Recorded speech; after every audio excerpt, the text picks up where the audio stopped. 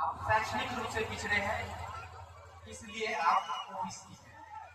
ये सीख लो वरना आप सामाजिक रूप से पिछड़े हैं और आप शैक्षणिक रूप से पिछड़े हैं, लेकिन समाज में आपको अछूत बताया जाता है, इसलिए आप ये सीख। आप आते हैं पीएचडी के लिए, हमको भी बताया कि सामाजिक रूप से पिछड़े हैं, शैक्षणिक रूप से पिछड़े हैं। जब एसटी भी सामाजिक रूप से पिछड़े हैं, एससी भी सामाजिक रूप से पिछड़े हैं, यह तीनों जो पिछड़ापन का गुण है एसटी में है, एससी में है, ओबीसी में है, तो बीमारी लगभग तीनों में है। यानी इसकी जनसंख्या कितनी है? 85%। यानी 85% लोग का ही भारत है और अपने भारत में ही हम यहाँ के लोग पिछड़े हैं। हम अपने देश में ही पिछड़े हैं, सामाजिक स्तर से, शैक्षणिक स्तर से। इसलिए इस स्तर को दूर करने के लिए पहले क्या करना होगा? हमको सामाजिक स्तर से ऊंचा उठने के लिए अपनी जितना भी कर्म कांड होगा, हम किसी दूसरे के पैर पर नहीं गिरेंगे। यहाँ से आज निर्णय लेंगे कि जैसे कैलाश के लोगों ने निर्णय लिया है, कुटिया से भी जितने लोग आए हैं निर्णय लिया। कारण क्या है? इसको जानने की जरूरत। लोग बोलते हैं कि ये जो हो रहा है होते रहे, इससे दिक्कत क्या है?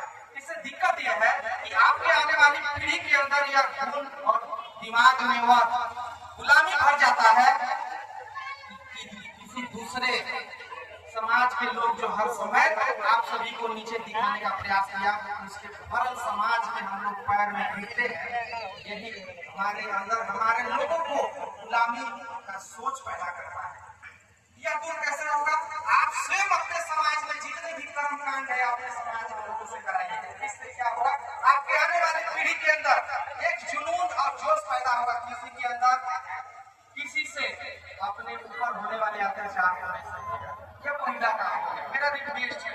दूसरा काम हो गया शैक्षणिक रूप से मजबूत होने के लिए मेरे बीच से आज आप देखेंगे तो हमारे बीच से बड़े बड़े प्रोफेसर हैं। आज ही के दिन में यहाँ डीएसपी साहब आने वाले थे। कुछ दिन पहले ढोलकी में हम लोगों ने देखा था कि डीआईजी राजकुमार लाकड़ा, डीआईजी कौन होते हैं? जो बहुत बड़े पद पर होते हैं।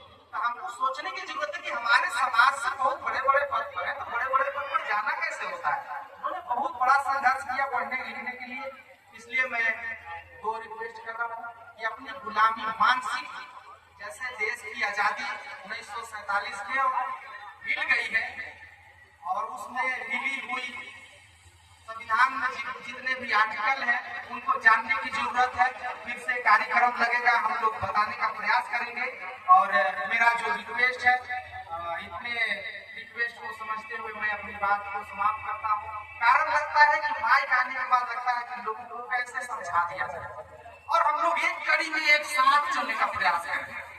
लेकिन हमको भी लगता है कि एक बार ही एक समियाना के नीचे लोगों को बुलाकर समझाना मुश्किल है। मुश्किल ही सही, लेकिन जानने की जरूरत है। अंदर की खून को जगाने की जरूरत है। हम ऐसे महापुरुषों का संतान है, हमारे अंदर वही खून, वही अंश है। हम जागेंगे, हमारे लोग जग रहे हैं।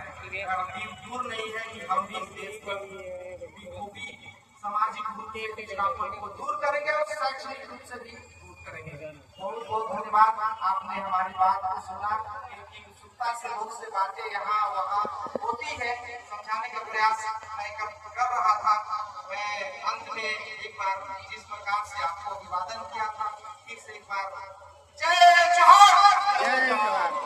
देखिए आपके अंदर से जुनून आना चाहिए कि आप उसके वंशज हैं जो अपनी आवाज से दहाड़ता हो, उससे भी उसकी आवाज से भागता हो। अगर तीर कमान चलाए तो उसकी शक्ति शरीर से बाहर हो जाती है।